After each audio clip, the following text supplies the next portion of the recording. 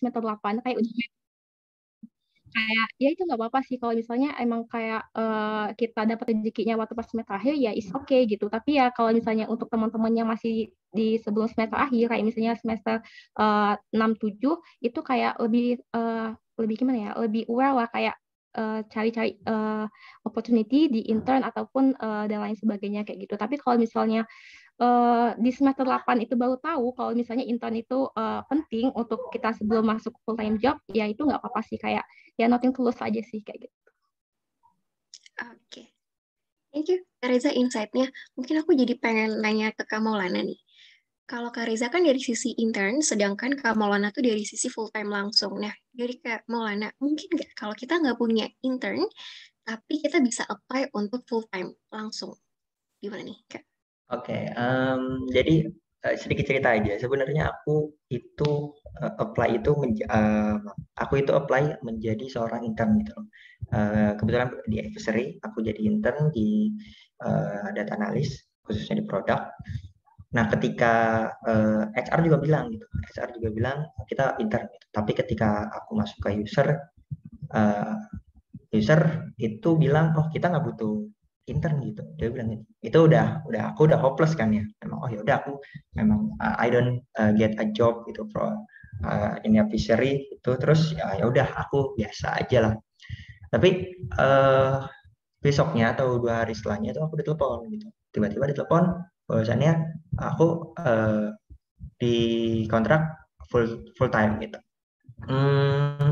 Menurutku sih yang bikin aku itu bisa ke full time sebenarnya memang aku kalau backgroundnya kan kalau intern sebagai data analis yang profesional itu belum ada, tapi kalau misalkan kayak bootcamp atau kayak misalkan kayak pelatihan-pelatihan itu aku udah sering ngikutin gitu. Nah, aku cerita kayak gini bukan berarti resep ini tuh harus kalian ikutin juga gitu, karena semua orang tuh punya resepnya masing-masing. Jadi maksudnya aku berbagi ceritaku, nanti mungkin disesuaikan juga ya. Jadi mungkin karena aku itu masuk nih sebagai intern terus tiba-tiba jadi full time, waktu kaget kan, ketika kaget. Tapi aku tanya tadi temanku yang full time, oh memang biasanya seperti itu. Kalau misalkan perusahaan ini dia kan biasanya tadi aku bilang perusahaan itu sebenarnya dia butuh tenaga ahli gitu loh yang dibutuhkan. Nah kalau misalkan dia udah dapat, dia tuh akan ya ibaratnya udah akan mempertaruhkan segalanya gitu untuk si orang tersebut. Jadi maksudku adalah ketika nanti kalian interview, entah itu kalian jadi, kalau tipsnya ya, tadi kan pertanyaannya apakah bisa gitu dapat get a full time job without intern gitu. Itu bagiku bisa gitu. Bisa juga, tapi memang opportunity jauh lebih sedikit gitu. Nah, yang penting adalah kalian tunjukin itu hard skill yang kalian punya gitu. Kayak misalkan kalau aku mungkin aku taunya di dunia teknologi ya. Misalkan kalian mau apply jadi front end, ya kalian tak kasih tahu apa sih yang framework yang bisa kalian pakai gitu. Terus bagaimana misalkan kalian consume API-nya gitu. Jadi hal-hal yang membuat nilai kalian itu jauh lebih baik gitu ketimbang kandidat-kandidat yang lain. Itu sih yang paling penting.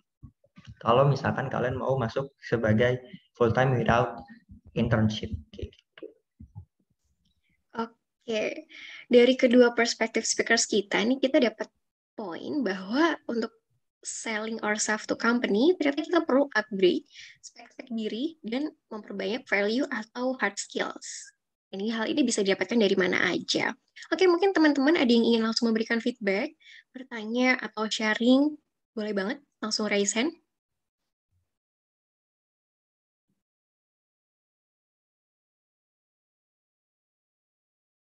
Oke, kalau belum ada, kita mau jump to the next questions nih, Kak. Saya penasaran banget nih dengan cerita Kak Reza dan Kak Maulana hingga akhirnya decide untuk mengambil role yang bisa dibilang relate nggak relate ya ke jurusan gitu. Dan memutuskan hal tersebut menjadi jalan karir. Karena aku sendiri juga kadang merasa ragu atas pilihan yang aku ambil, kemudian overthinking apakah ini jalan yang lurus atau tidak, dan bingung sebenarnya langkah yang harus aku ambil itu seperti apa nih, Kak. Mungkin boleh dari Kak Reza dulu di-share. Oke, kalau misalnya pengalaman dari aku kan emang aku tuh kan sebelum kita gimana ya milih kita mau daftar apa, biasanya kita nentuin dulu nih kita tuh tertarik di bidang apa, apakah itu FMCG, startup, banking atau consulting gitu. Dan dari dulu aku tuh emang passionnya di dunia FMCG. Kenapa kebanyakan aku tuh apply di company yang itu bergerak di bidang FMCG kayak gitu. Dan kemarin waktu pas di Mondelez itu kan aku dapat project support, dan itu tuh di salah satu departemennya itu di kayak gimana ya, departemennya sustainable-nya Mondelez lah gitu. Jadi aku dan waktu itu juga kegiatannya waktu pas di daerahku di Lampung kayak gitu, dan aku lihat job desk-nya itu memang align banget sama jurusan aku, karena waktu itu tentang kayak pertanian kakao, karena aku kan background-nya pertanian, makanya waktu itu aku daftar dan alhamdulillahnya keterima. Tapi kalau misalnya cerita tentang pengalaman yang dia tuh nggak align sama jurusan aku juga pernah nih ada satu kesempatan sebelum aku keterima di Mondelez, aku itu dapat kesempatan untuk intern di Firebox sebagai marketing intern. Dan ya menurut aku marketing itu hal yang sangat baru bagi aku, karena kan aku pertanian gitu. Awal-awal ya memang bener-bener struggle sih, kayak aduh nggak ngerti apa-apa gitu. Tapi kayak ya dari situ setelah program selama 4 bulan aku banyak belajar sih tentang dunia marketing. Jadi kayak gitu sih kalau misalnya gimana ya, intinya kalau misalnya kita mencoba hal yang baru dan menurut kita tertarik di bidang itu ya nggak apa-apa sih, coba aja kayak gitu. Siapa tahu di situ kita bakal tahu oh ternyata kita punya passion loh di situ kayak gitu sih dari aku. Keren Kak. Tapi aku jadi penasaran lagi nih Kak, karena aku juga kebetulan ada minat untuk career shifting. Nah, ketika Kak Reza itu terjun ke dunia marketing ini, dari mana sih Kak Reza belajar? Karena kan kita benar-benar baru di dunia itu ya. Mungkin bisa diceritain Kak Reza? Kalau aku dulu awal-awal mungkin karena ya memang background kita nggak ada kan. Tapi kalau misalnya untuk ngambil aku akalin dengan ambil course gitu, kayak misalnya dari Skill Academy atau misalnya yang terbaru tuh dari Right4U ya, Right4U.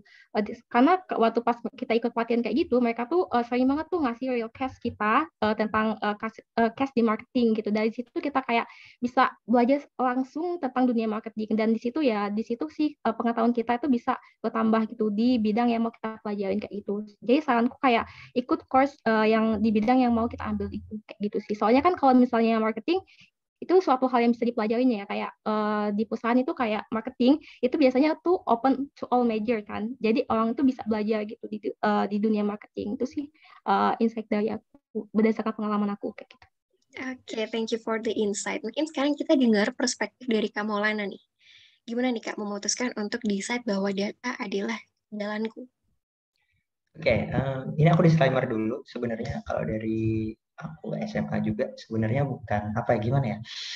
Aku love many things gitu loh. Jadi memang aku memang sudah suka di bidang teknologi dan di bidang perikanan juga. Gitu. Jadi kenapa sih aku memutuskan untuk di bidang data? Mungkin nggak jauh kan dari perikanan. Sebenarnya kalau aku alignin dengan industri aku itu nggak terlalu beda. Justru memang aku ada ketertarikan ke data. Kayak misalkan aku pengen menjadi seorang data scientist. Aku pengen karena aku waktu itu kenapa sih pengen jadi data scientist? Karena aku coba ketika berkarir gitu menjadi seorang kayak yang inline dengan jurusanku, oh aku kok kayaknya kurang cocok ya, aku kok kayaknya merasa kayak kurang aja gitu, aku bisa I can do more gitu loh. Dan ketika aku berpikir seperti itu ya aku sama tadi seperti Mbak Reza ya, aku juga ikut course gitu, aku ikut bootcamp gitu. Terus ketika di sana aku belajar banyak banget ketika dari mentor-mentornya, dari teman-temanku juga gitu. Menurut saya memang kalau jurusan itu ya bukan berarti kalian ketika memang ILAN itu bagus, tapi bukan berarti ketika kalian masuk ke jurusan tertentu kalian harus sudah berkarir di jurusan itu juga gitu. Karena kalau karir itu jangkanya jauh lebih banyak dan lebih panjang. Gitu. Nah, itu alasan aku. Terus mungkin tadi ya aku mau mention kenapa sih aku nggak merasa nggak apa ya namanya istilahnya nggak terlalu beda-beda banget sama jurusanku. Karena ketika tadi ya mungkin aku cerita lagi ketika interview user juga tuh ya memang aku dipuji ketika aku tahu domain knowledge-nya jauh di perikanan gitu. Karena kan memang basicnya di perikanan ya. Dan oh memang aku tahu masalah bisnis yang bisa diselesaikan memang karena aku memang ada background perikanan gitu. Aku tahu permasalahannya. Kalau boleh cerita juga waktu itu masalah tentang pakan. Jadi aku cerita tentang masalah pakan. Kenapa sih di episode itu waktu itu soalnya gini, kenapa sih di episode itu eh, jualan pakan kita itu tidak bagus, ibaratnya kayak masih kalah dengan produk-produk lain. Terus aku menjawab dengan tentang ya kita kalah bersaing dengan yang disubsidi pemerintah kayak gitu. Sebenarnya kan itu simple kan ya, ya anak perikanan mana sih yang nggak tahu kayak gitu. Cuman kan mungkin memang kalau untuk di background perikanan kan. Tapi kalau misalkan kita balik lagi di industri, ternyata memang bukan hanya satu bidang ilmu yang digunakan, tapi banyak sekali gitu. Nah, itu yang harus teman-teman itu persiapkan. Jangan merasa ketika nanti selesai jadi kuliahan, terus kayak, oh aku udah selesai kuliah nih, aku bisa mendapatkan apa ya full time job atau mungkin aku mau intern gitu. Menurut aku sih salah banget karena eh, saingan teman-teman itu udah gila-gila dan udah nggak punya otak kayaknya ya. Karena memang mereka tuh kayak ya udah banyaknya udah kerja juga sebelum undergraduate udah banyak yang udah kerja. Jadi kalau teman-teman nih sekarang khususnya kalau masih bangga dengan ijazah kalian itu hati-hati karena ijazah itu eh, apa ya mungkin dilihat ketika cuman CV-nya aja oh kalian lulusan ini tapi setelah itu enggak setelah kalian masuk ke user yang dilihat adalah bagaimana cara kalian solve the problem bagaimana cara kalian mungkin mempergunakan tools karena kalau aku kan data scientist ya bagaimana cara kalian paham uh, apa ya framework kalian gitu misalkan Python kayak terus bagaimana cara kalian paham business knowledge-nya seperti itu kalau dari aku. Oke, menarik banget nih perspektif dari Kak Maulana. Berarti we got a point dari kedua speakers kita, kalau misal kita memang ingin career shifting, ada baiknya kita apply di domain yang sama karena value kita jadi double nih. Itu tips dari kedua speaker kita. Oke, ada tanggapan dari Kak Siti Alawiyah? Boleh, langsung aja. Halo Kak, jadi aku setuju banget sama yang dikatain terakhir ya, spotlight terakhir Kak Maulana, itu tentang kayak ijazah itu mungkin kayak selewat aja dilihat waktu kerja. Jadi sedikit cerita juga, aku kan waktu itu aku merasa kayak mungkin aku ada sertifikat, mungkin aku masuk universitas itu mudah ya, mungkin dan aku memang tertarik ke swasta waktu itu dan beberapa kali gagal dulu.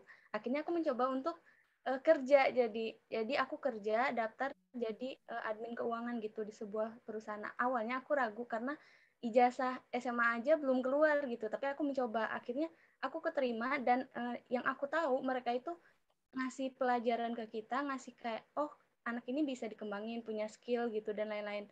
Mereka nggak lihat kayak nilai ijazah atau kayak gitu nggak terlalu dilihat sama mereka gitu. Jadi aku setuju banget ini berhubungan sama yang video kita tonton tadi menurutku. Gitu. Terima kasih. Oke, thank you. Kalau buat feedback-nya, next big feedback ada Kak Rahma, boleh? Ya, makasih Kak Erena atas waktunya. Ini aku ada pertanyaan untuk Kak Maulana. Misal nih, di bidang pekerjaan data gitu, seberapa penting portofolio seperti GitHub atau mungkin kalau data scientist ada yang namanya Kaggle itu bisa mempromosikan diri kita ke company selain kita tahu goals dari atau bisnis goals dari company tersendiri Kak. Mungkin Kakak punya tips yang bisa dibagikan ke kita. Oke, interesting question banget ya. Ini aku boleh jawab, Eren. Silakan. Ini Rahma mau jadi data scientist juga atau gimana? Iya, kebetulan. Ah iya, oke. Mungkin aku yang ngasih tip. Seberapa penting sih? Menurutku itu penting banget karena gimana ya? Pertama kita harus ngasih tahu bahwasanya kita tuh bisa ibaratnya pertama ke SR dulu kita tuh ya punya satu kalau aku sih waktu itu ada 3 portofolio gitu loh ada 3 portofolio di CV tapi ya aku masukin ke 3 portofolio itu di CV terus ketika lolos tapi biasanya interview user itu mereka punya case-nya sendiri gitu nah menurut aku portofolio itu punya 2 peran di situ. Yaitu yang pertama itu latihan dari Rahma sendiri, bagaimana cara solve the problemnya, itu yang paling penting. Yang kedua adalah mempromosikannya itu. Jadi menurutku itu sangat-sangat penting untuk punya portofolio karena kita buat satu portofolio itu bisa ngasih apa ya tadi kayak kita bisa belajar juga kan kita bisa mempromosikan juga. Tapi jadi kalau misalkan mungkin Rahma kayak oh kok kayaknya aku nggak dapet ya, misalkan gitu, misalkan itu bisa nggak apa-apa diperbanyak portofolionya aja gitu. Dan menurutku itu bakal sangat-sangat membantu sih nantinya kayak gitu. Gitu Rahma. Gimana di Rahma? Ada follow up question? Udah, makasih banyak Kak atas insight-nya. Oke. Ngomongin soal portofolio, jadi penasaran nih Kak, terkait dengan personal branding. Sebenarnya is it necessary nggak sih untuk kita tuh attract company kayak misal rajin-rajin upload Medium atau post-post di LinkedIn yang relate dengan role yang pengen kita tuju, yang cita-cita kita. Mungkin Kak Reza dulu bisa di-share Kak gimana attract company yang apalagi company besar kayak gini. Menurut aku kalau misalnya tentang branding itu cukup penting ya, kayak ya itu kayak apa yang kita post di media sosial baik itu LinkedIn maupun Instagram itu matter sih menurut aku. Dan kenapa? Soalnya kan kalau misalnya kita daftar di CV kita tuh pasti nyantumin kan LinkedIn, habis itu Instagram kayak gitu, dan itu nggak menutup kemungkinan si HR tuh bakal kepoin tuh Instagram kita kayak ini anak ngapain aja kayak gitu. Kayaknya maksudnya dia pengen mengenal kita lebih dalam kayak gitu. Jadi kayak nggak sebagian banyak mereka pasti kepo tentang media sosial kita, dan itu kenapa menurut aku si branding kita kayak sesuatu yang kita posting di media sosial tuh penting sih kayak gitu. Dan terkait sama portofolio, aku kurang lazim ya sama portofolio, soalnya aku jarang banget gunain portofolio. Dan soalnya kalau portofolio kan mungkin lebih ke anak desain atau mungkin anak yang data analyst kayak gitu, dan yang disebut sama Kak Maulana tadi mungkin itu sih ngegunain portofolio. Tapi kalau di aku itu jarang sih, jadi kayak aku kurang paham tahu dengan portofolio kayak gitu sih kalau dari aku. Oke, kalau dari perspektif kamu Lana, mungkin kebalikannya ya Kak, personal branding kayaknya kurang nyambung sama data. Enggak sih, menurutku itu penting banget sih. Karena gini, kita logika aja ya, maksudnya ya logika sederhana. Gitu. Bagaimana caranya teman-teman tahu, ibaratnya teman-teman jualan nih, gimana caranya orang tahu bahwasanya teman-teman jualan, ibaratnya gitu kan. Kalau misalkan teman-teman itu nggak memamerkan apa yang teman-teman jualin gitu kan agak lucu kan kalau banyak kayak ya udah tanya aja gitu kan, itu kan kayak agak gimana gitu kan. Nah, poin personal branding adalah di sana gitu. Teman-teman itu harus memamerkan apa sih yang gimana ya, mungkin ada yang bilang kayak oh kalau kayak gitu nanti kita jatuhnya pamer, nggak ada flexing loh Kak. Nah itu akan menjadi beda kalau misalkan kalian masuk ke dunia profesional, karena kalau dunia profesional yang dipamerin itu adalah lebih ke kayak portofolio. Kalau aku contohnya portofolio ya, contoh portofolio bisa, terus misalkan cerita atau story tentang di company tersebut itu juga bisa. Nah, itu tuh yang biasanya menjadi balik lagi tadi kayak biasanya itu tuh dinilai SR bahwasanya kalau kayak apakah ini orang benar-benar bisa misalkan contoh aku jadi data scientist gitu loh. Jadi biasanya tuh mereka dilihat dari kayak sosial medianya gitu. Terus dilihat dari mungkin LinkedIn-nya juga kayak gitu. Jadi itu bakal mencerminkan sih. Karena kalau misalkan oh ternyata dia banyak postingan nih tentang data scientist misalkan, oh berarti memang dia tuh jago dan bisa gitu. Itu kalau masuk ke HR doang ya bisanya. Tapi kalau udah ke user itu udah beda lagi. Karena kalau user itu biasanya mereka udah punya agak sakleknya tuh di user sih yang agak susah, karena user sendiri punya ekspektasi dan biasanya mereka ngasih persoalan tersendiri kayak gitu. Kalau menurut aku balik lagi apakah penting? Menurut aku itu sangat penting. Tapi kalau misalkan ditanya lagi apakah aku sudah menerapkan personal branding, menurut aku belum. Karena kalau teman-teman lihat LinkedIn-ku cuma satu postingannya. Dan menurutku itu agak buruk ya. Harusnya bisa dikasih tahu lagi apa sih teman-teman kerjaan apa di sana kayak gitu. Menurutku itu penting banget sih kayak gitu. Oke, kita udah dengar kalau diri Maulana itu lebih ke portofolio hard skills-nya. Penasaran nih Kak Reza, karena kan teman-teman kita ada yang terjun langsung ke dunia marketing juga, ada yang terjun langsung ke dunia project. Personal branding contohnya tuh seperti apa sih? Kak Reza bisa dikasih tips? Oh, mungkin aku kasih satu mungkin ya. Misalnya kita ikut course nih. Misalnya di salah satu course misalnya Revo ya pernah aku ikutin kayak gitu. Dan biasanya kan mereka tuh ngasih real case kan, kayak misalnya ada satu produk kita disuruh gimana caranya masain produk itu gitu. Kan di situ juga kan kita disuruh desain kayak gimana ya buat PowerPoint gitu kayak slide gitu. Dan aku tuh biasanya itu post di LinkedIn gitu, dan ya maksudnya pengalaman aku tentang ngerjain case itu dan lain sebagainya, dan itu menurut aku bantu sih untuk personal branding kita kayak gitu sih. Jadi kayak untuk hal-hal yang kayak gitu kayak nggak apa-apa sih, feel free aja untuk upload di LinkedIn kayak gitu. Mungkin itu deh. Ya, thank you Kak. Ini nih another tips lagi nih teman-teman, kalau ikut-ikutan acara mungkin career talk kayak gini bisa di-post di LinkedIn after ini gitu. Next questions. Setelah Kak Reza dan Kak Maulana itu terjun langsung ke company, pasti kakak ngelihat tipe-tipe manusia yang ada di situ ya. Nah, ini menarik sih buat aku dari perspektif kakak-kakak, sebenarnya orang seperti apa sih yang dibutuhkan oleh perusahaan, dan skills apa yang harus dimiliki oleh orang tersebut supaya bisa dibutuhkan oleh perusahaan. Mungkin dari Kak Maulana dulu. Oke, aku cerita ya, temen kerja aku tuh bapak-bapak semua. Kalau nggak bapak-bapak, ibu-ibu. Jadi ya, kalau untuk ngomong ya kita ngomong seperti kayak sama kakak tinggal sendiri atau mungkin kayak sama orang tua juga. Oke. Tapi kalau maksudnya orang tua makin nggak tua-tua banget ya, maksudnya kayak masih milenial lah, kayak gitu. Jadi terus bagaimana sih caranya tadi skill apa sih yang dibutuhkan ya? Kalau karena mungkin aku di teknikal ya, ibaratnya kan role aku kan di teknikal ya, kayak aku ngerjain segala sesuatu, biasanya tuh mereka tuh orang-orangnya ya nggak jauh lepas dari hard skill mereka gitu, dari jago gitu. Kalau untuk masalah soft skill kayak misalkan bagaimana cara dia mengomunikasikan, ya itu menurutku sih ya nggak terlalu jago-jago juga, kayak biasa aja. Tapi mungkin leader-leadernya gitu. Nah, aku juga pernah baca, aku pernah baca buku, cuman lupa judulnya apa.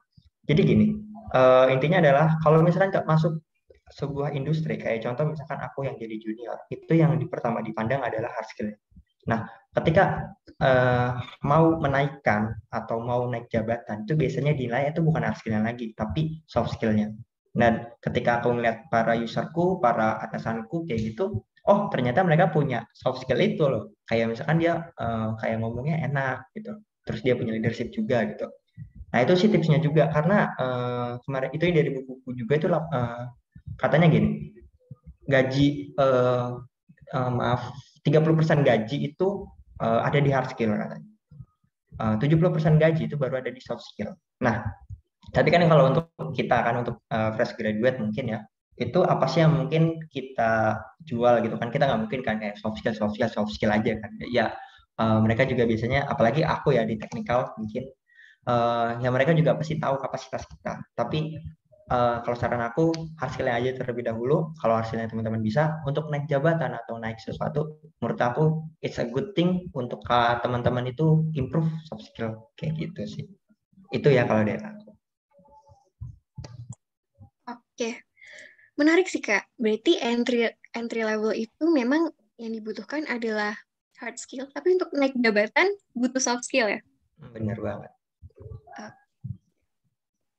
Berarti soft skill, kata-kata soft skill bisa bikin jadi kita mudah dapat kerja, itu bener Kakak kalau dari Kak Maulana? Bener, tapi tidak selamanya orang yang punya soft skill yang bagus juga itu bisa langsung dapat pekerjaan yang enak juga. Gimana ya? Sebenarnya gini sih, gimana ya aku menjelasinnya? Intinya adalah kalian mau jadi apa dulu nih role-nya? Ya, kalau contoh kan tadi aku teknikal ya.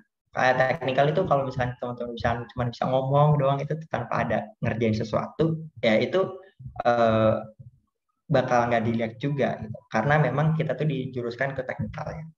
Nah, karena untuk entry level atau mungkin fresh graduate ya kita bukan aja ya Pak, ya itu paling jadi baru disuruh-suruh doang ya kan, maksudnya paling kalau improve-nya juga paling nggak jauh beda dari problem solvingnya doang ya kan?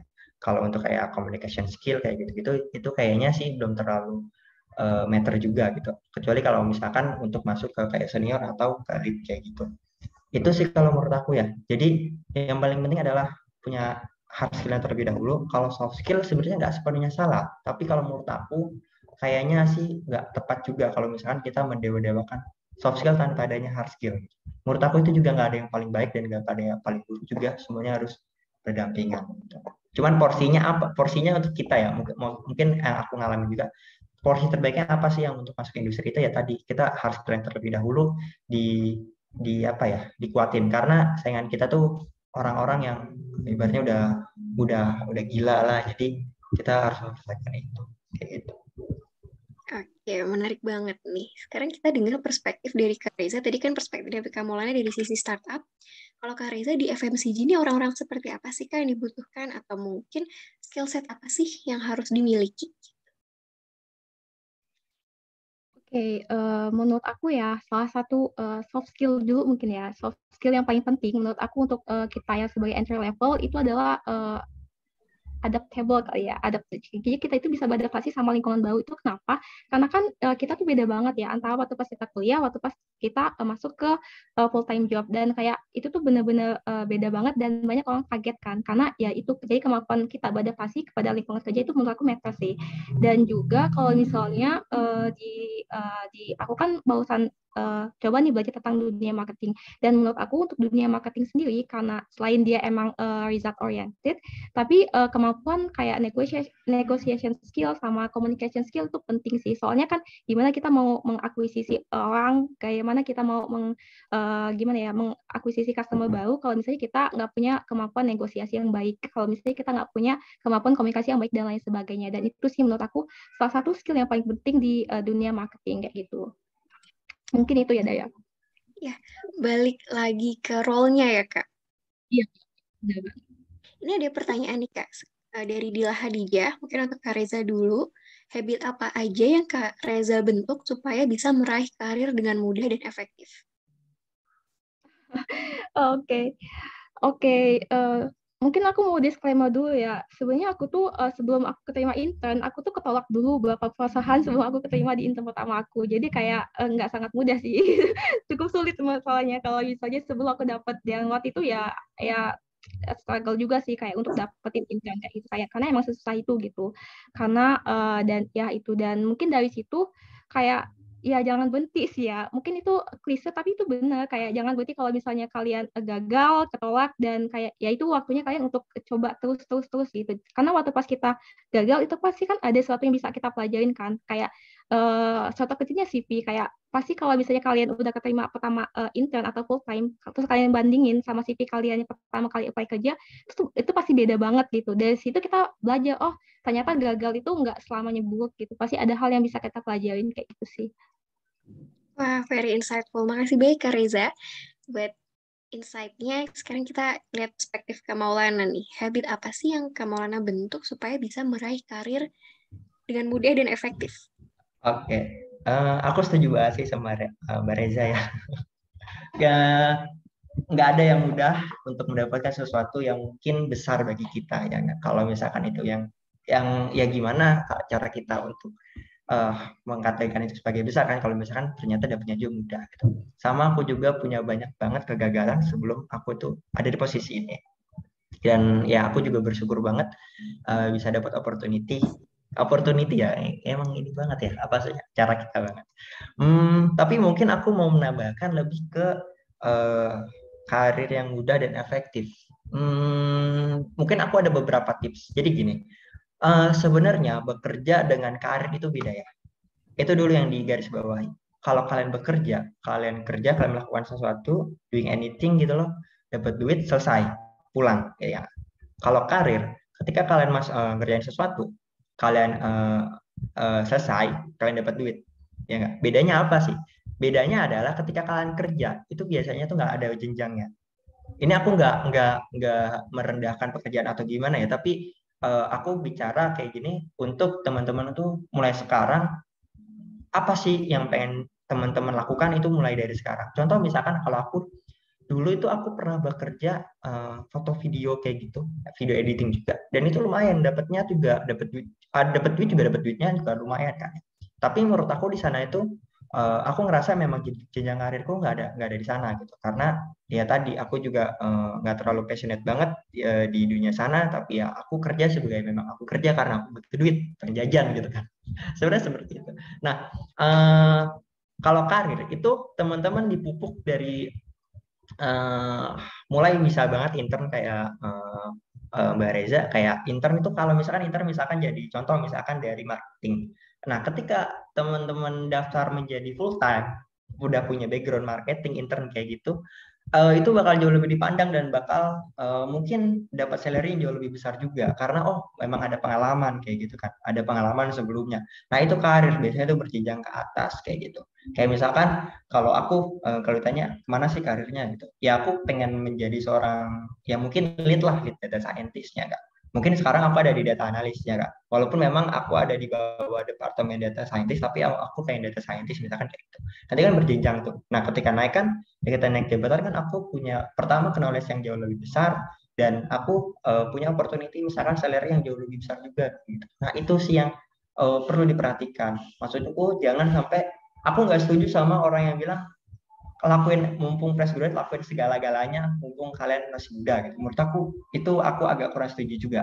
Karena kalau misalkan kalian kayak tadi kerja gitu apa ya tanpa memikirkan karirnya masa depan kayak gimana menurutku agak agak kurang ini juga sih kurang bijak untuk dilakukan ya. Karena aku juga punya beberapa temen juga mungkin aku banyak banget cerita temanku julid maaf banget ya maaf puasa tapi maksudnya temanku juga pernah bilang dia pernah kerja juga di Astra kayak gitu jadi ya mungkin yang kayak buruh kayak gitu cuman dia bilang ya karyawan kontrak gitu nggak ada jenjang karirnya juga gitu dan uh, dia ngerasa bahwasannya gue nggak bisa kayak gini dong sampai tua kayak gitu kan karena gue juga punya cita-cita meskipun memang gajinya sudah cukup lumayan tapi ini nggak ada jenjang karirnya akhirnya dia quit terus dia daftar bootcamp salah satu bootcamp terus dia juga kuliah dan dia sekarang lagi meniti karir dia kayak gitu sih ya kalau misalnya mungkin aku bisa cerita juga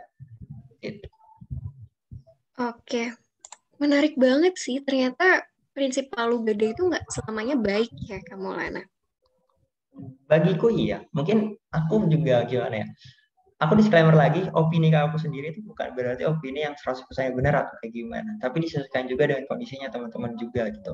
Karena kita punya resepnya masing-masing, kita punya opportunity-nya masing-masing, punya apa ya, resource-nya juga masing-masing gitu. Jadi disesuaikan. Tapi kalau menurut aku untuk yang seperti itu kayaknya agak kurang cocok sih kayak gitu. Dan kayaknya kalau aku sih lebih pro kepada kita mau apa sih, kita mau lebih karir kemana, nah kita persiapkan karirnya kayak gitu. Oke, tapi aku jadi penasaran nih Kak, gimana cara kita mapping karir ke depan? Karena kadang kan banyak banget choices yang ada di depan dan kadang kita juga masih bingung gitu. Kalau dari Oke. sendiri, gimana sih cara mapping karir? Cara mappingnya sebenarnya yang paling mudah adalah ketika kalian ngerjain sesuatu dan kalian sampai lupa waktu dan kalian kepo kerjanya, itu bisa jadi karir kalian kayak gitu. Sesimpel itu sih kalau bagiku ya. Tapi memang yang setahu aku tuh banyak banget penjabarannya tapi mungkin yang aku bisa karena itu mungkin bisa jadi sesi sendiri ya kalau aku menjelaskan semua tapi itu simpelnya adalah ketika kalian mengerjakan sesuatu nih kalian asik banget gitu sampai kepo nyari di Google gitu terus kalian cari tutorialnya mungkin terus kayak nggak pusing atau kayak gimana ya pusing mungkin pusing tapi kalian menikmatinya nah itu bisa menjadi kesempatan untuk oh ini memang karir gue bisa ada di sini kayak itu sih simpelnya. Mungkin bisa research lagi ya, karena setahu aku tuh ada banyak, ada step-stepnya juga kayak kayak bisa juga pakai ikigai juga, bisa juga pakai apa ya? Aku yang flow itu juga banyak, jadi metodenya banyak dan menurutku itu yang bisa aku kasih ya. Dan kalau tips yang lain mungkin kayaknya banyak juga sih kayak di Google kayak gitu, kayak gitu. Dari info nih. Tapi aku jadi penasaran nih sama Kak Reza. Kak Reza kan dari marketing, kemudian terjun ke project support. Nah, itu gimana nih Kak? Pilih jalan karir itu, atau ternyata Kak Reza memang ingin karirnya itu di project support, tapi nggak sengaja nyemplung di marketing atau gimana nih? Jadi penasaran, boleh diceritain Kak Reza? Jadi yang project support itu di company beda ya. Jadi itu beda company. Jadi satunya company project support, yang satunya marketing team. Jadi tadi masuk pertanyaannya gimana? kenapa dari marketing terus loncat ke project support gitu Kak? Mapping karirnya sebenarnya Kak Reza tuh pengen gimana sih, diceritain aja. Oke, oke. Jadi kalau misalnya untuk mapping career, aku mungkin agak beda ya sama Kak Maulananya. Kalau aku tuh di umur 20 tahunan ini, aku tuh lagi kayak gencar-gencarnya banget coba semua bidang yang menurut aku tertarik aku di situ. Kalau misalnya aku memang tertarik di dunia marketing, aku coba di situ. Tapi nggak menutup kemungkinan aku juga yang berkait dengan dunia yang itu udah lain sama jurusan aku di pertanian kayak gitu. Tapi ya itu sih, aku kayak banyak banget hal yang aku coba-coba, kayak coba-coba dulu kalau misalnya kita itu punya passion nggak sih di situ, punya tertarikan atau enggak kayak gitu. Soalnya kita tuh biasanya kayak suka, misalnya kita tuh banyak kayak kayaknya aku tertarik deh di dunia marketing, tapi waktu pas kita deep dive lagi ternyata kayak banyak sesuatu di dunia marketing, banyak sesuatu yang nggak suka sama kita, yang nggak kita suka, yang nggak sesuai sama value kita kayak gitu. Dan kebanyakan orang tuh malah mundur gitu kan, kayak oh ya udah ini bukan passionku kayak gitu segala macam. Dan itu sih yang mapping aku untuk umur 20-an ini, kayak banyak coba bidang yang aku tertarik di situ, dan mungkin nanti waktu pas umur 30 tahunan mungkin ke atas baru kan aku netapin oh kayaknya ini yang bakal jadi fokus aku untuk kali ke depannya, kayak itu sih kalau dari aku. Wah kita dapat tips lagi nih. Berarti untuk kalau kita mau mapping karir di mana, selain bisa coba-coba semua, kayak tips dari Kak Reza atau dari Kak Maulana, kita tuh keponya di mana dan berusaha meluangkan waktu untuk belajar itu di mana. Menarik. Ini ada 2 pertanyaan nih Kak dari kolom chat. Yang pertama, untuk Kak Reza dulu. Kak boleh cerita wawancara kerja kakaknya dulu sampai keterima dan tips and trick agar tidak terjebak pertanyaan HR.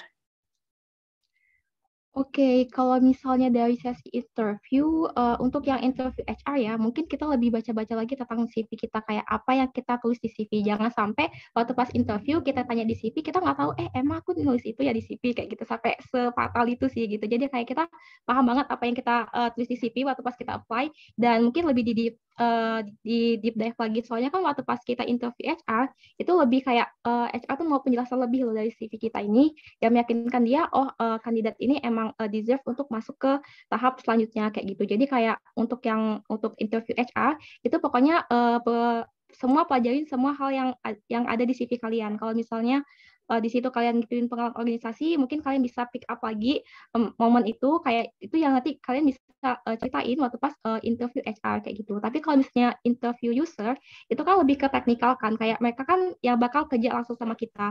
Itu mereka jarang banget sih nanyain CV, mungkin sebagian kecil aja, tapi mereka lebih nanyain ke teknikal, apa yang kita bisa, kayak lebih ke hard skill sih, kayak soalnya kan kita bakal kerja sama dia, kayak kebanyakan dia lebih tanya ke hal-hal teknikal, karena ya itu yang dibutuhin kan kayak gitu. Dan juga waktu pas sesi interview maupun HR maupun user itu coba juga kepoin tentang company-nya, value apa sih tentang company-nya, abis itu dan lain sebagainya. Ini kayak kita tuh lebih tahu lah tentang si company-nya ya. Jangan sampai kayak kita udah sampai sesi interview, kita tuh nggak tahu apa-apa, blast banget gitu tentang si perusahaan itu. Menurut aku kayak itu sih.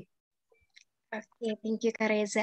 Kalau dari Kak Maulana, ada yang ingin ditambahkan terkait dengan tips untuk interview HR? Sebenarnya tadi udah bagus banget ya dari Mbak Reza. Tapi mungkin aku ini ya, menariknya agar tidak terjebak pertanyaan HRD. Sebenarnya menurutku tuh HRD nggak tahu ya ada HRD yang menjebak atau tidak. Aku juga nggak tahu ada HRD iseng-iseng gitu. Tapi maksudnya tuh yang penting ketika kalian ditanya itu jujur aja apa yang kalian punya, apa yang kalian tawarkan gitu loh. Jadi maksudnya jangan undervalue kalian juga gitu. Kalian intinya bilang aja ya memang saya, maksudnya bilang ke diri kalian ya, bilang ke SR, maksudnya bilang ke diri kalian saya punya value ini, biar SR yang menentukan kayak gitu. Karena biasanya kan ada juga yang user dulu, ada yang HR dulu kan. Nah biasanya kalau yang user dulu itu bidang yang mengutamakan hard skill kayak teknikal kayak tadi. Kalau biasanya yang HRD dulu itu biasanya ya normal dia butuh kayak disisikan dari HRD dulu kayak gitu sih. Kalau secara garis besar sih paling kalau bagiku nggak ada ya, tadi udah dijelasin semua mungkin sama Mbak Reza gitu. Oke, thank you buat jawabannya nih, Kak Maulana dan Kak Reza. Ada pertanyaan lain dari Rahma. Boleh ceritain dong Kak tentang tips manajemen waktu antara dunia akademik dan kerja. Mungkin untuk Kak Maulana dulu, antara menyelesaikan skripsi atau full-time job mungkin Kak. Karena kita semua seperti butuh Oke, eh, manajemen waktu. Kalau jujur, kalau sekarang, kalau ditanya prioritas mana sih yang sebenarnya, eh, kalau dibandingkan ya, antara kerja atau kuliah. Kalau sekarang, kalau sekarang mungkin aku berani bilang aku kerja. Kenapa? Karena di sana tuh aku punya, eh, apa sih ya namanya, tanggung jawab di sana itu. Dan kayak nggak enak juga gitu kalau kita udah dikasih tanggung jawab tapi kita, agak ini juga kan, agak kurang maksimal juga. Dan tapi bukan berarti kita mengabaikan, apa namanya, skripsi kita atau mungkin kuliah kita. Karena kenapa aku tadi berani bilang aku bakal lebih condong ke pekerjaan, karena memang aku tinggal skripsi istilahnya. Dan menurutku itu, aku nggak perlu spare waktu banyak banget, yang penting aku ngasih aja lah, kayak mungkin kayak, eh, sehari mungkin sejam atau 2 jam mungkin kayak mencari jurnal kalau skripsi ya, terus mungkin kayak kemarin juga aku udah selesai penelitian juga gitu, jadi tinggal sekarang mungkin tinggal, selesaiin aja skripsinya gitu, maksudnya tinggal ke dosen pembimbing gitu. Tapi kalau misalkan ya tadi, kalau misalkan, userku minta, ketemuan gitu ya, aku pasti kalau waktunya sama ya aku pasti kerjaan terlebih dahulu, karena mungkin aku bisa reschedule lagi mungkin sama, dosen aku juga. Karena jujur ketika teman-teman udah ngerasain full time itu ada rasa, oh saya harus menyelesaikannya, karena ibaratnya, eh, ada tanggung jawab di sana, dan kalian juga harus menjaga nama baik kalian, dan kalian juga nggak boleh meninggalkan di satu sisi kuliah kalian juga gitu.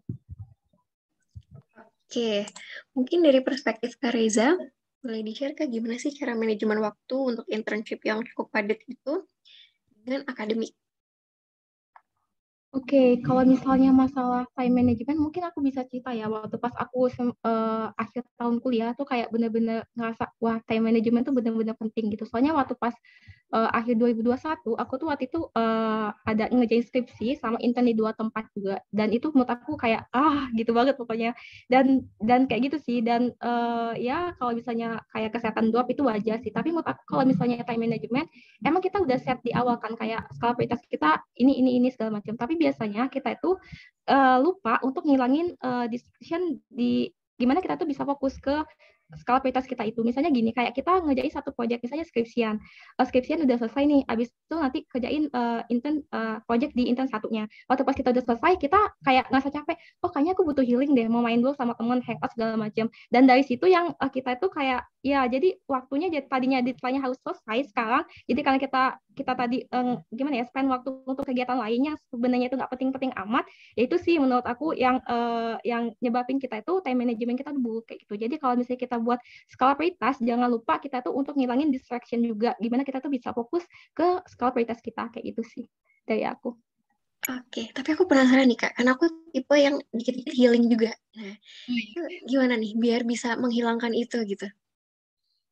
Oke, menurut aku healing tuh penting juga sih ya. Soalnya kayak kita nggak bisa kerja terus tanpa ada healing gitu. Soalnya kan gimana ya, ada sebagian orang yang healing tuh malahan kayak recharge energi dia. Kalau waktu pas dia udah main sama teman atau main ke tempat baru, itu mereka lebih gimana ya, lebih bersemangat lah gitu ya, lebih gimana ya, otak kita kayak lebih cus gitu ya. Nah, menurut aku itu penting sih kalau bisa healing. Tapi kita juga harus manajemen juga, kayak nggak setiap weekend kita harus healing segala macam kayak gitu. Jadi kayak gimana ya, kita self reward itu penting, tapi kalau jangan terlalu over gitu. Karena waktu pas kita over nanti malahan kita nggak bisa nge-achieve goals kita di awal kayak gitu sih dari aku. Oke, thank you Kak. Karena selain mengganggu time management, mengganggu keuangan juga ya, dikit-dikit healing itu. Ini pertanyaan lanjutan nih Kak, dari Rizky Tiar. Mungkin boleh dijawab sama Kak Reza dulu. Permisi Kak, izin bertanya, pada saat kapan Kakak yakin dengan pilihan Kakak, dan bagaimana saran Kakak untuk teman-teman yang bingung dengan pilihannya? Mungkin lebih ke pilih mau karir yang mana nih, Kak Reza? Gimana ya? Kalau saran dari aku, coba dulu. Soalnya ini udah aku alamin dan aku juga tanya-tanya beberapa temanku juga. Kayak ada temanku yang dia sebelum lulus kayak, ih kayaknya aku mau berkarir di dunia sales deh, kayak dia tuh tarik banget pokoknya, dan dia juga punya beberapa intern di dunia sales. Tapi waktu pas dia masuk pas full time job dan dia posisinya empty, dia waktu pas di brief lagi ternyata kayak banyak di sales tuh yang dia tuh nggak suka dan dia tuh nggak punya skill di situ, kayak misalnya dia introvert tapi dia introvert, kebanyakan anak introvert itu kayak communication skill-nya kurang kan.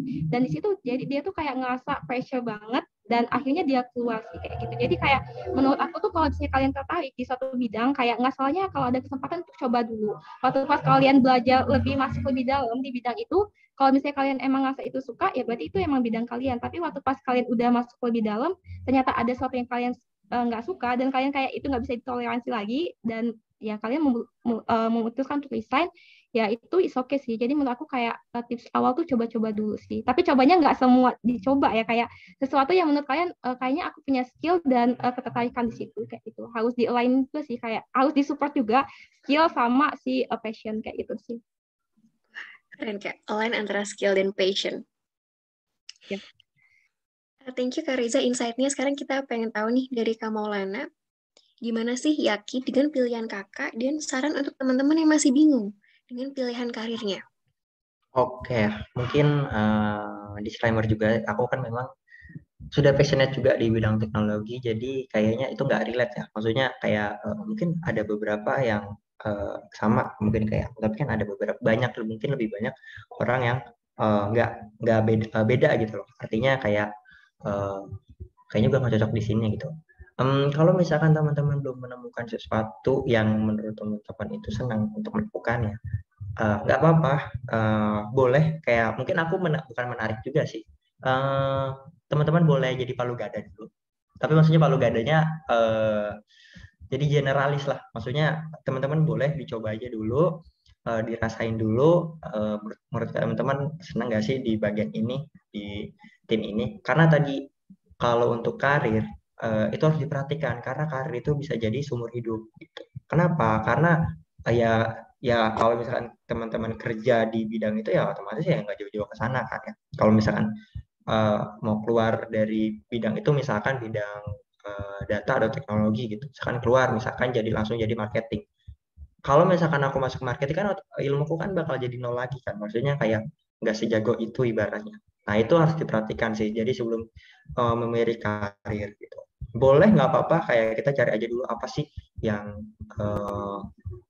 menurut teman-teman itu senang. Kalau aku sih tipsnya tuh dulu bagaimana secara aku cari ya, aku buat dulu parameternya sih, apa sih yang menurut aku parameter sukses apa sih yang bisa aku ukur gitu. Contoh misalkan aku pengen memiliki pekerjaan yang bisa WFA, ya enggak?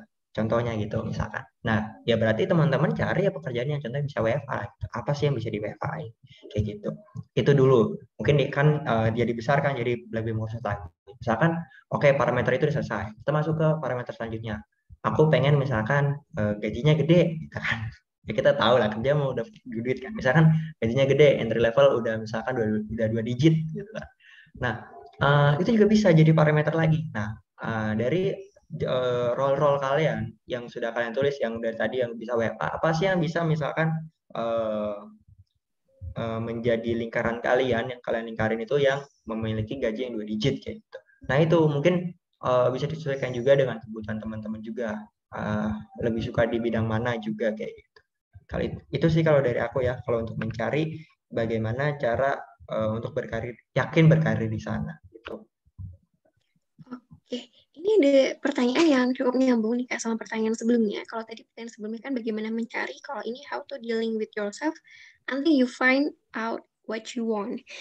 Nah, menurut Kak Maulana nih, lebih baik menekuni karir yang kita pilih tadi, udah tahu nih kita memilih karir, kemudian menekuninya sedikit demi sedikit tapi konstan, atau sekaligus tapi banyak self rewardnya, mungkin lebih ke banyak feedback yang didapatkannya secara langsung gitu. Oke. Bagaimana cara aku? Kalau aku sih lebih ke apa ya? Maksudnya gini, jangan ya, kalau aku sih setuju sama dunia itu bukan balapan gitu. Jadi kayak ya kalian itu senang melakukan itu dan kalian itu misalkan bisa kayak ibaratnya mungkin bisa mandiri gitu kan ya is okay gitu doing that gitu. Jadi kalau aku sendiri biasanya aku bukan tipikal orang yang sekaligus, tapi orang yang nyicil. Kalau teman-teman tahu kebiasaan kerja aku kayak gimana, ya aku kerja nih ngetik pusing udah selesai tuh, scroll TikTok scroll IG kayak gitu kan, udah selesai, udah agak stres ya. Biasanya tuh entah kenapa kalau aku sih memang kalau ketika aku nyaman, aku tenang, justru pikiran-pikiran yang kayak positif kayak error ini bisa diselesaikan nih. Kalau aku kan memang error maksudnya kayak teknikal ya, mungkin nanti bisa diselesaikan juga. Oh misalkan ada yang bagian error nih gitu kan, codingan aku atau mungkin ada bug-bugnya kayak gitu. Eh, Ketika aku santai tenang kayak gitu, aku justru bisa lebih solve the problemnya gitu loh. Ketimbang aku kayak stressful, kayak lihat di laptop terus, kayak bagaimana cari-cari di Google kayak itu nggak dapet-dapet. Justru menurut aku mungkin aku bukan tipikal orang yang seperti itu. Jadi aku pasti bakal jauh lebih banyak kayak berdiam diri atau mungkin kayak self reward mungkin ya. Tapi mungkin self reward bukan memberikan sesuatu diriku sendiri, tapi mungkin kayak milestone yang kecil gitu. Kayak self reward yang kecil, contoh misalkan kayak kayaknya aku pengen es buah gitu. Jadi es buah aja gitu, biasanya jangan yang mahal-mahal. Kalau untuk yang main goals-nya itu baru mungkin yang agak self reward banget itu nggak apa-apa. Tapi kalau misalkan kalian menyusun kayak sebagai milestone seperti itu, menurutku itu bisa juga sih. Kalau itu bisa menyemangatkan diri kalian juga.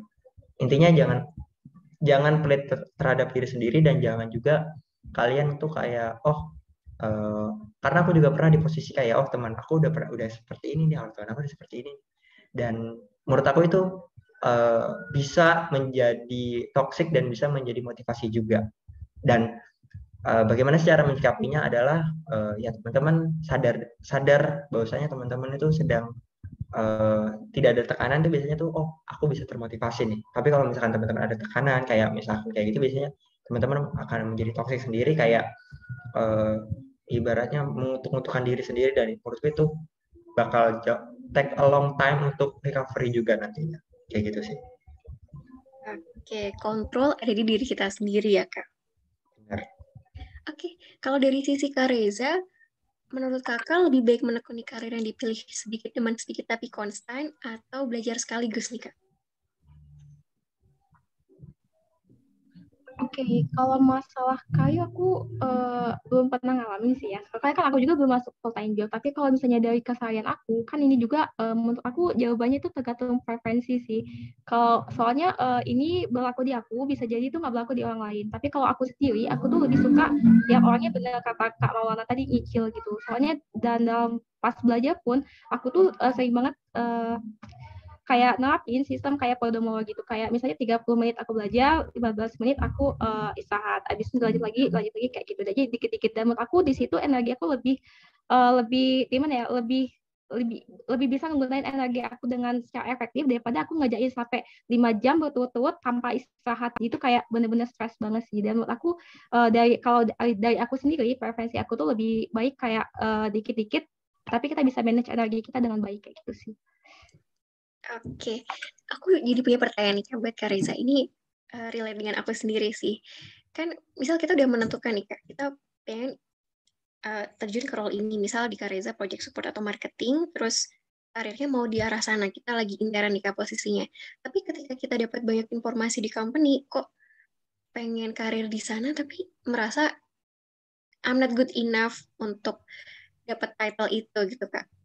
Kayaknya impossible deh untuk aku dapat karir di arah situ gitu setelah intern dari sini. Nah, itu gimana cara Kakak overcome rasa ketakutan itu gitu? Menurut aku aja sih ya, kalau misalnya kayak semua orang mungkin pasti ngerasain kalau misalnya kita punya mimpi, dan mimpinya itu mungkin kayak menurut kita gimana ya, lebih tinggi dari orang lain biasa untuk impikan, pasti kita tuh ngerasa kayak I'm not good enough untuk dapetin posisi itu. Tapi menurut aku itu wajar.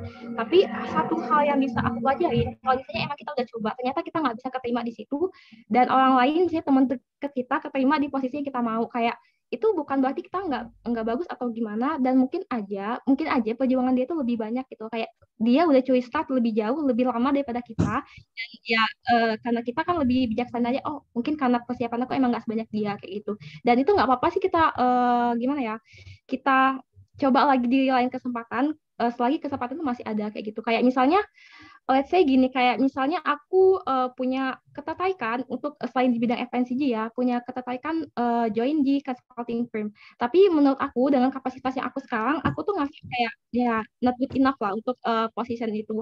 Dan hal yang bisa aku lakuin adalah kayak coba cari beberapa pekerjaan yang nggak harus consulting firm, tapi itu nanti bisa membawa kita ke jalur karir tersebut gitu. Kayak misalnya gimana ya? Kayak misalnya kamu di FMCG, misalnya ngambil marketing, kalian jadi cukup expert di situ, dan itu menurut aku bisa menjual sih ketika si consulting firm-nya bisa buka lowongan misalnya untuk ada project di perusahaan tertentu, dan itu lain sama experience kalian, dan itu kalian bisa masuk kayak gitu. Jadi menurut aku ya is okay, kayak kalau misalnya gagal, mungkin kayak coba improve lagi diri kita dengan sesuatu yang menurut kita itu bisa mendekatkan kita kepada goals kita, kayak gitu sih menurut aku.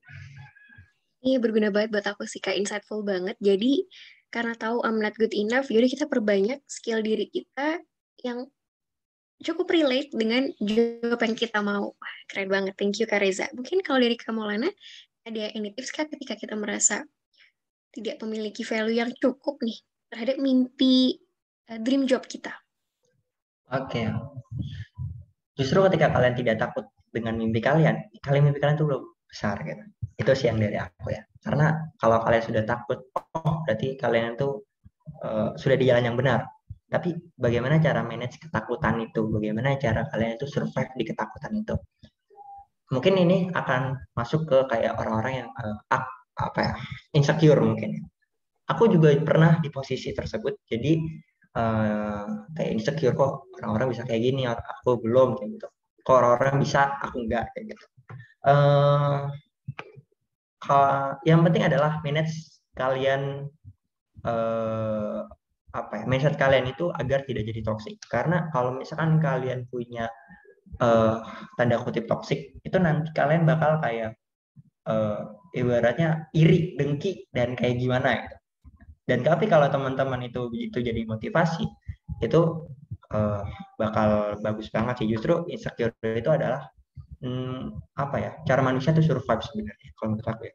Ya kalau teman-teman nggak ada rasa insecure ya sebenarnya hati-hati, karena bisa aja ketika kalian nggak ada ketakutan untuk ngeliat masa depan, berarti bagi apa sih teman-teman ngeliat masa depan itu nanti bakal abu-abu dan bakal nggak realistis nantinya. Karena menurut itu sih memang salah satu jalannya. Tapi bagaimana cara manage-nya aja. Dan jangan takut juga kalau misalkan mimpi kalian tuh kayak nggak buat kalian takut. Justru kalau kalian kayak mimpi kita kayak gitu-gitu doang aja, nanti rasanya itu nggak ada feel-nya juga nanti ketika teman-teman punya mimpi tersebut kayak gitu. Wah, ada quotes nih dari Kak Anaura. Betul, Kak. Rumput tetangga terkadang terlihat lebih indah. Kalau seperti itu ya, Kak. Ngomongin soal toxic nih, Kak Maulana. Mungkin nyambung ke pertanyaan Kak Hadijah. Pernah berada di situasi kerja yang toxic, ya, Kak? Kalau pernah, gimana cara Kakak untuk bertahan dengan diri Kakak yang saat ini? Oke, toxic.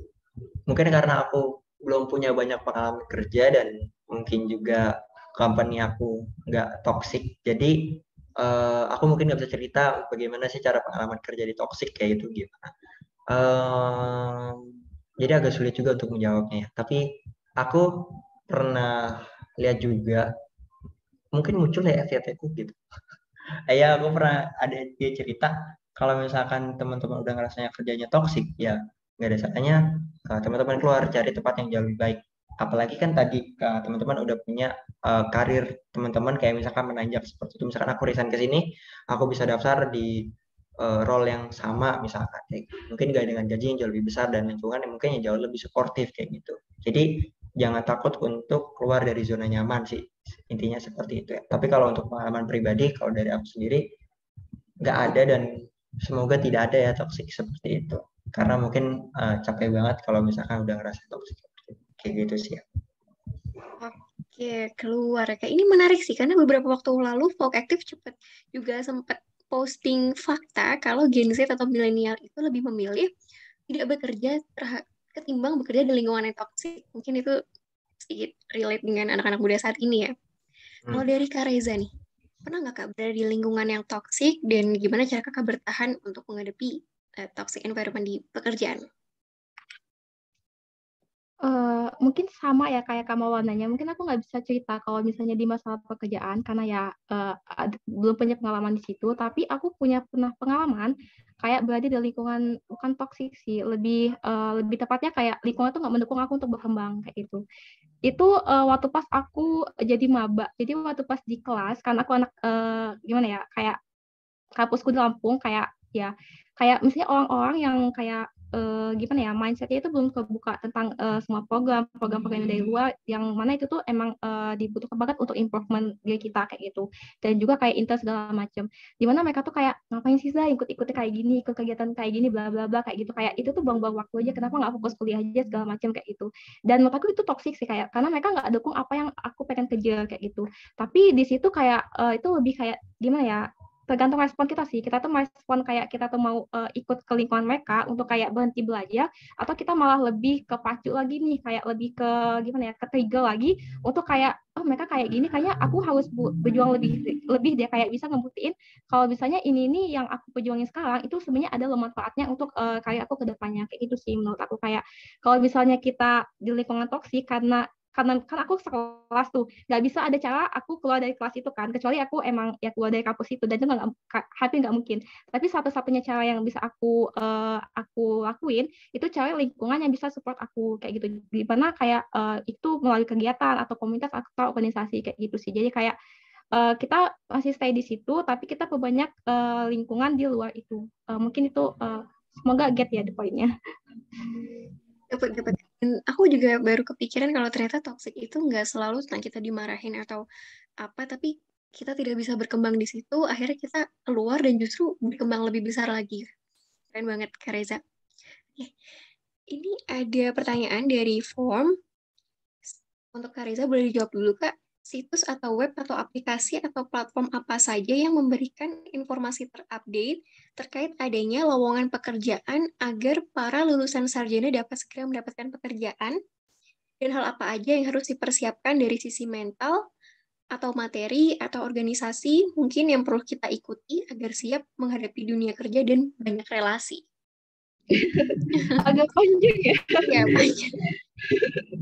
Oke, aku jawab dari awal dulu ya. Tadi itu gimana caranya? Apa tadi? Agak lupa. Ya, Sama. aku juga lupa, bentar aku baca lagi ya, Kak. Situs Oke. atau web atau aplikasi atau platform apa saja yang memberikan informasi terupdate terkait adanya lowongan pekerjaan agar lulusan sarjana dapat segera mendapatkan pekerjaan?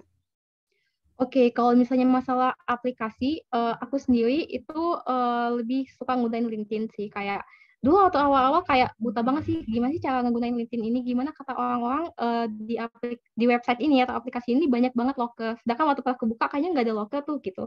Dan di situ aku along the way itu belajar sih, kok kayak oh kayak gini tuh caranya search kerja kayak gitu. Kayak bisa kita search dari company-nya atau mungkin dari networking kita yang mungkin nge-like postingan orang lain terus masuk di banda kita. Dan menurut aku LinkedIn itu salah satu aplikasi yang bisa share informasi tentang job vacancy yang up to date gitu. Dan kedua mungkin ada aplikasi Indeed. Indeed itu menurut aku cukup sih bagus juga dan mereka juga banyak sih postingan terbaru kayak gitu. Dan ada mungkin beberapa media sosial kayak misalnya itu Patsika. Patsika itu dia lebih ke postingan untuk internship dan itu mereka emang aktif banget sih di situ kayak akunnya emang jalan gitu dan itu kalau misalnya internship banyaknya di Patsika atau mungkin ikut organisasi kayak misalnya student catalyst itu kayaknya banyak mereka upload tentang full time job atau mungkin internship tapi khususnya untuk yang entry level kayak gitu sih kalau misalnya dari Instagram kayak gitu. Oke, lanjut Kak ke pertanyaan tadi, masih ada lagi yang harus dijawab, yaitu apa saja yang harus dipersiapkan mental, materi, atau tadi organisasi udah dijawab, berarti dari mental dan materi aja Kak untuk memiliki banyak relasi. Mungkin mental dulu kali ya yang dibangun soalnya kayak kalau tuh pas kita coba hal baru kayak gagal tuh jadi teman gitu kayak nyoba baru langkah dikit gagal tapi kalau di situ sih mental kita bener-bener diuji kayak your value is di testing gitu jadi kayak banyak banget teman-teman kayak teman aku yang kayak beberapa apply kerja terus gagal terus akhirnya memutuskan untuk berhenti terus ambil pekerjaannya sebenarnya dia tuh nggak passion di situ banyak banget sih kayak gitu dan di situ sih salah satu menurut aku tuh kesiapan mental tuh penting kayak jangan sampai kita tuh kayak banting setir karena kita gagal terus banting setir kayak apa aja yang ada terus diterima kayak gitu. Dan ya menurut aku itu mental tuh penting sih. Dan untuk materi, ya materi menurut aku itu tergantung usaha kita ya. Kalau misalnya kita suka di marketing atau misalnya sales atau misalnya hal yang lain, itu pasti kita tuh punya inisiatif sendiri untuk belajar banyak lebih hal itu, baik dari platform, website atau organisasi yang kita tuh gimana improve knowledge kita tentang hal itu. Gitu sih menurut aku mental terkait dengan mental dan materi kayak gitu. Oke, thank you Kak Reza. Sekarang kita dengar dari Kak Maulana. Gimana nih? Pertanyaannya mau diulang lagi, Kak? Nggak usah. Aku udah nangkep. Jujur aku nggak main banyak platform yang untuk pekerjaan. Aku cuma main LinkedIn. Dan mungkin kalau apply job biasanya kan kayak Tech Asia, terus kayak Kaliber kayak gitu-gitu. Mungkin ketika dibutuhkan aja ketika aku daftar. Tapi mainnya adalah aku ada di LinkedIn. Dan segala sesuatu yang mungkin dia karirku, yang mungkin kayak portofolio kayak gitu-gitu, ya ada di LinkedIn gitu. Itu ya kalau untuk sosial media. Kalau yang lainnya sih nggak ada. Dan menurutku LinkedIn juga udah cukup sangat-sangat powerful sih. Karena banyak banget tawaran-tawaran. Justru pekerjaan itu bukan kita yang apply biasanya, tapi HRD yang nge-reach out kita gitu biasanya. Kalau mungkin teman-teman udah punya pengalaman yang cukup banyak mungkin, biasanya dari LinkedIn. Jadi LinkedIn tuh masih battle proven banget sih kalau bagi aku, dan kayak coba LinkedIn lah kalau misalkan kalian pernah coba LinkedIn ya. Itu kalau untuk tadi materi dan networking gitu ya. Untuk materi networking sebenarnya kalau aku sih kebanyakan ada di bootcamp biasanya. Orang-orang bootcamp tuh biasanya kan orang-orang yang memang sudah pengen banget berkarir gitu kan ya, sudah pengen banget kerja atau mungkin yang sudah bekerja, itu biasanya aku dapat dari bootcamp. Terus juga aku kayak jadi asisten juga, dan biasanya kan asisten di bootcamp juga itu salah satunya. Dan aku juga punya punya kemampuan untuk reach out mereka juga gitu, untuk kayak ya mereka bisa jadi koneksi gue juga. Dan yang kebanyakan dari bootcamp sih. Gigih juga itu termasuknya bootcamp yang di by IABB dan Goto, itu juga bootcamp. Dan kalau pekerjaan juga itu udah lumayan banyak juga ya. Jadi sebenarnya sekitar kita itu banyak banget, tapi kalau untuk yang lebih bagus mungkin ya, lebih banyak itu mungkin aku bisa menyarankan di bootcamp kalau teman-teman itu cari network yang penting gitu. Karena menurut aku networking itu sangat penting dalam dunia profesional ya. Karena jujur aku pun sudah banyak di referral oleh teman-temanku, tapi aku nolak. Coba banget ya, maksudnya temanku beberapa nawarin aku kerja gitu. Perusahaan gue buka ini, lu mau nggak gitu? Nanti lu gue referral gitu. Ini bukan nepotisme atau kayak gimana ya, tapi biasanya kalau kita dapat rekomendasi dari teman kita seperti itu teman kita juga dapat duit, kita juga dapat pekerjaan gitu. Jadi sama-sama enak. HR juga nggak perlu cari banyak kayak cari-cari cari buka-buka lowongan yang mungkin dapat lebih banyak resource-nya kan ya. Nah, itu sih kalau dari pengalamanku ya. Dan menurut aku nggak cuma sekali masalahnya kayak dikasih referral gitu sama temanku. Dan bukan cuma satu orang, dan cukup banyak juga. Jadi menurut aku penting sih untuk membangun network kalian, dan terutama dengan dengan skill yang kalian punya, dan kalian mau berkarir di bidang apa gitu. Sampai aku pernah bilang kayak gini, ini nggak tahu ya, tapi mohon maaf, aku pernah bilang kayak gini, sampai sebenarnya pekerjaan itu sebenarnya banyak banget dan dibutuhkan banget. Nah, tapi yang paling penting adalah kita tuh cocok apa enggak sama perusahaan itu sih ya. Memang seperti itu ya, tapi maksudnya teman-teman jangan takut untuk berkarir kayak aku takut gak dapat kerja nih. Kalau menurut aku pasti kayaknya di Orvet Indonesia tuh punya pekerjaan semua deh. Yang paling penting adalah kalian jangan bekerja di bidang-bidang yang tidak membutuhkan resource yang banyak gitu dalam ilmu pengetahuan. Maksudnya kayak maaf lagi, mungkin aku bukan merendahkan, tapi maksudnya pekerjaan yang di low level itu biasanya jauh lebih sedikit gitu. sekarang itu lebih banyak Indonesia itu membutuhkan pekerja-pekerja yang jadi yang memiliki value besar gitu loh, kayak besar-besar. Kalau boleh aku cerita juga, aku pernah diceritain juga sama mentorku, itu kebetulan dia dari Gojek. Kenapa sih, kalau mungkin teman-teman nanya kan, kenapa sih Gojek hire orang-orang dari India misalkan ya? Biasanya kebanyakan mereka India sih untuk teknologi. Karena di Indonesia itu nggak ada orang yang capable untuk role tersebut. Nah, sebenarnya mereka juga mau untuk meng-hire orang Indonesia, tapi orang Indonesia itu nggak ada yang capable gitu. Jadi ya mereka ibaratnya mending hire orang yang jauh lebih capable. Ibaratnya ya kita tahu kan bayarnya pakai dolar kan jauh lebih mahal ya. Dan mereka apa ya, mau gitu untuk membayar mereka yang jauh lebih mahal ketimbang maksudnya ketimbang resort di sendiri gitu. Jadi menurutku itu bisa menjadi opportunity juga, karena kita masih sangat-sangat membutuhkan tenaga-tenaga ahli di bidang-bidang tersebut. Jadi menurutku kalian tuh sebenarnya beruntung juga sih untuk mengetahui bahwasannya punya karir yang bagus juga di Indonesia ya, menurut aku gitu. Jadi jangan takut untuk nggak dapat pekerjaan juga gitu. Oke, ini ada follow-up question sih Kak. Nyambung sama jawaban Kak Maulana tadi, cara membuat LinkedIn jadi menarik di mata HRD. Mungkin ada tips dari Kak Maulana? LinkedIn menarik di mata HRD. Sebenarnya kita bagus-bagusin kata-kata kita sih. Kayak itu sebenarnya, contoh misalkan aku organisasi misalkan ya. Aku organisasi, ya aku ya bilang aku pamer, maksudnya aku ngasih tahu bahwasanya aku itu ketika aku manage organisasi, aku bisa dapat achievement ini loh, aku bisa handle sekian banyak orang untuk mendapatkan ini itu.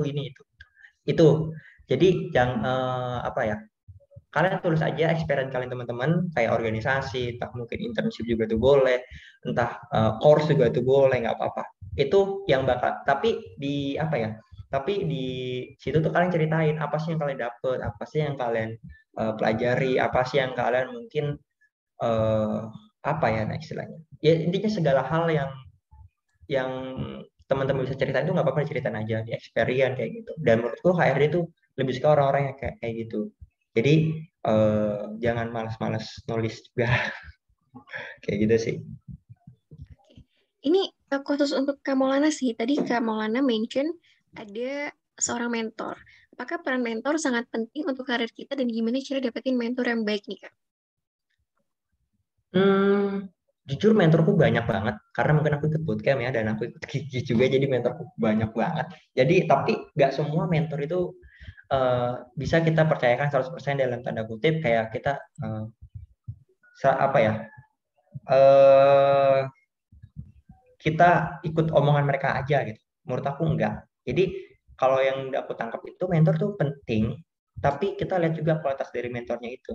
Jadi contoh misalkan aku punya temen nih yang tadi mungkin diceritain di awal, dia udah get first job duluan full time, gajinya juga udah sangat besar gitu. Nah itu aku jadiin dia itu mentor, aku belajar aja ke dia gitu. Maksudnya kayak ya sebagai teman gitu, bukan sebagai kayak mentor kayak gimana formal banget. Tapi kayak aku sebagai teman kayak nanya-nanya aja gitu. Aku lebih ke nanya ke orang, nanya teman yang memang sudah ibaratnya sudah keren lah menurut kita. Nah itu menurut aku works banget sih. Aku banyak juga belajar dari dia gitu. Tapi kalau untuk mentor-mentor yang biasanya dari bootcamp kayak gitu-gitu, menurut aku sih biasanya aku dapat pelajaran dari mereka tuh kalau misalkan mereka menjelaskan, biasanya tuh mereka cerita-cerita kayak pengalaman mereka di tempat kerja kayak gitu. Itu sih yang mereka yang aku dapetin dari mereka gitu.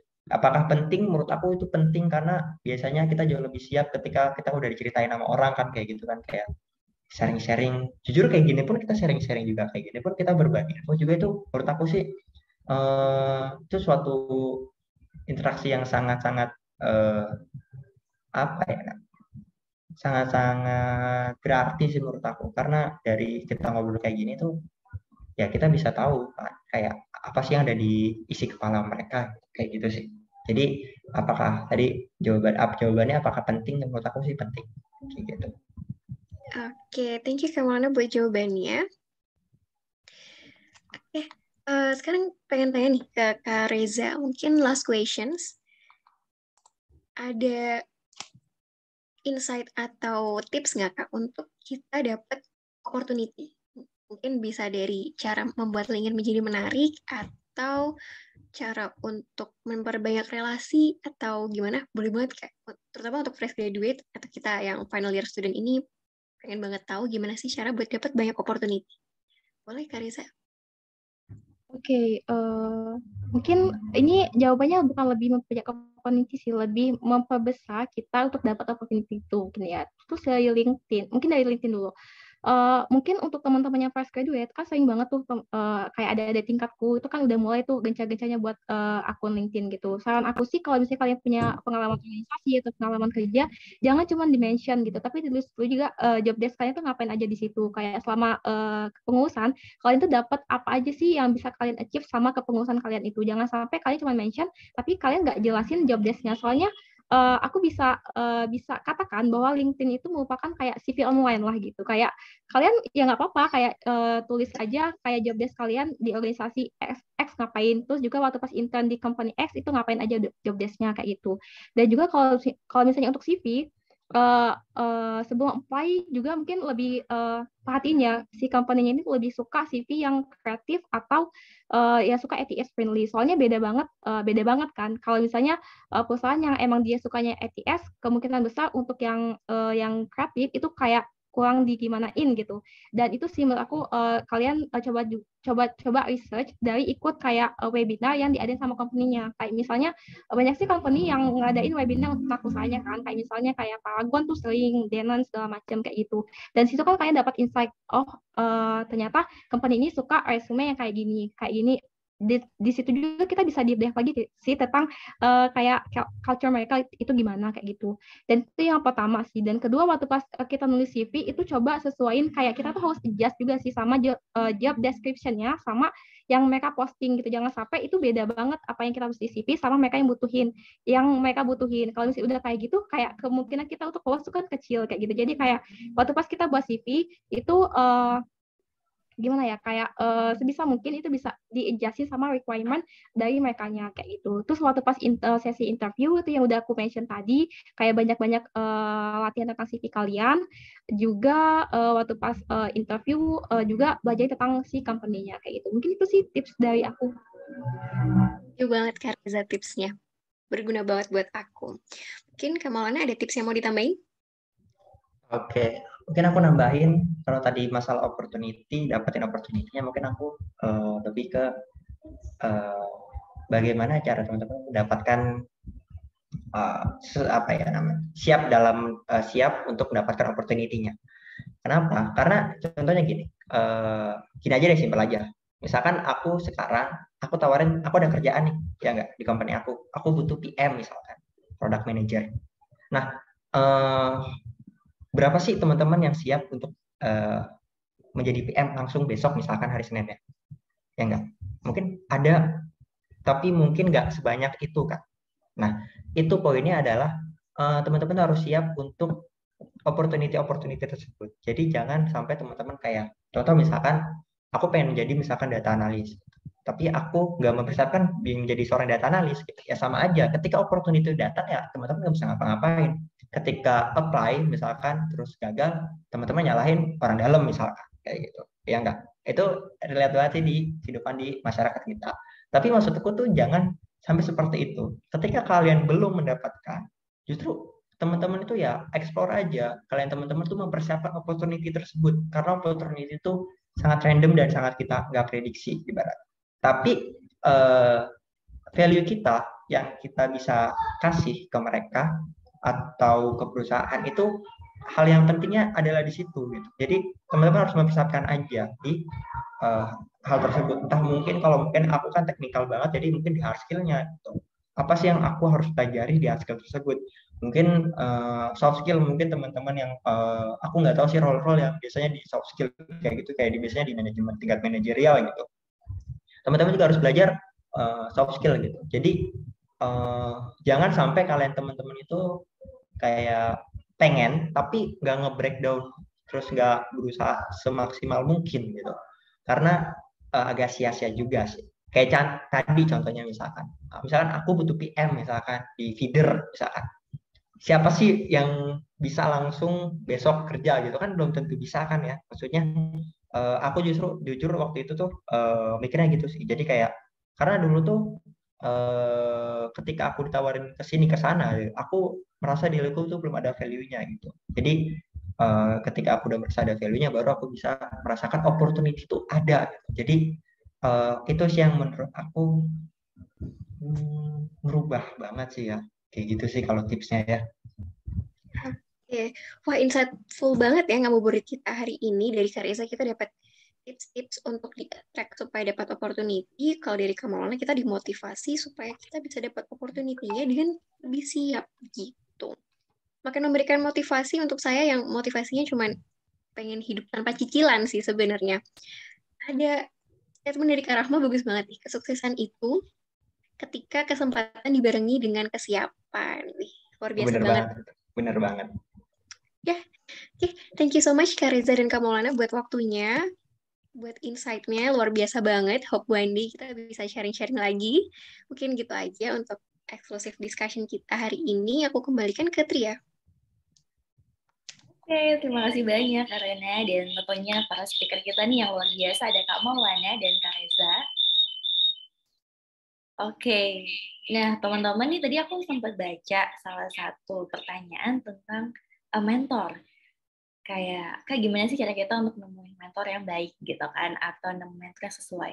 Nah kebetulan banget nih, kan aku dan Erena dan teman-teman dari project ini, kita juga gabung dalam mentorship WIWOW atau Women Empowerment at Work. Teman-teman boleh banget untuk buka-buka di Instagramnya, ngeliat-ngeliat, dan tentunya bakal banyak banget mentor dari lintas bidang yang sesuai minat teman-teman untuk daftarkan gitu. Oke. Dan setelah closing statement dari Kak Erana, tentunya aku mau ngingetin lagi bahwa kita ada challenge dan tentunya ada giveaway. Jadi teman-teman yang sudah ada di grup WA boleh banget untuk ikutan dan baca-baca tentang rules-nya lagi.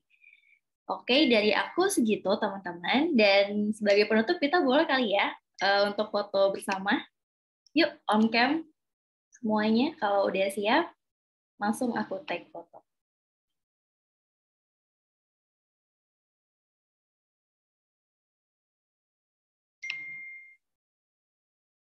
Oke, aku hitung ya. 1, 2, 3. Oke, boleh gaya bebas.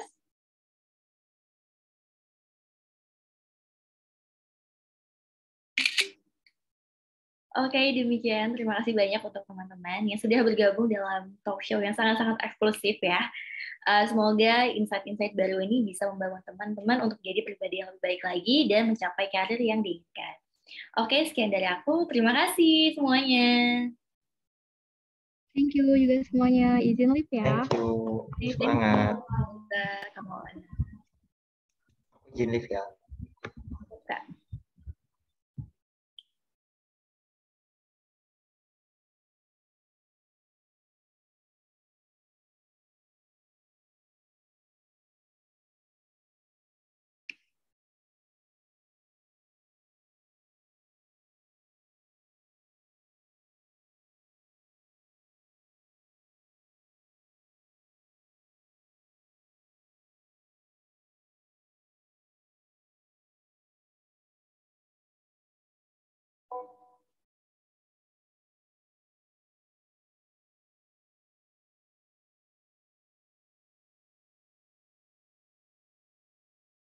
Nggak apa-apa, ini adalah teman aku. Oke, sorry gue lupa. Gak apa-apa, kirim aja. Guys, aku Ya. ini ya, live dulu ya. Soalnya disuruh ortu bukber. Oke, aku juga mau bukber bareng-bareng komunitas aku. Thank you. Salam dari Tija.